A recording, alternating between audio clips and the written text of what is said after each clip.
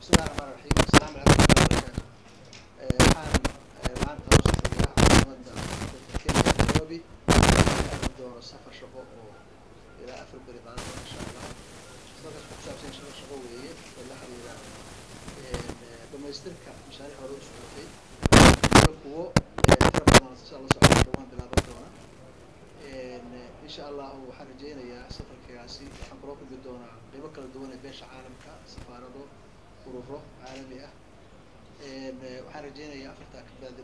kabacdina aan dadka dib ugu soo laaban doono waxaan ku faraxsanahay wadankii oo nabada oo wanaagsan oo roobkii deyrtuna noo bilowday inaan ka tegayo insha Allah waxaan rajeynayaa isagoo nabada barwaaqaana inaan dib ugu soo laaban doono inta ka horeysana dardaarankeena waxa weeye in la xajiyo nabadgelyada amniga iyo midnimada Puntland insha Allah aad iyo aad maasantihiin khayr walba idin rajeynaya iyo soo noqosho wanaagsan mudan madaxweyne xaafidul TV SBS dhowr jeer ay dhacday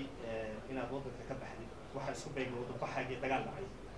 laga yaabaa in qorshe xukuumaddu leedahay markaad tagtid in dagaalka ka qarxay midda labaad 100 maalmood ayaa xukuumaddaada xilhaynteeda ka dhiman biljan waxaad ka ballan qaaday inaad Puntland xoreynayso la sacana soo qabanayso arrinta ma ka dhawaysay mise siyaasadda ay ka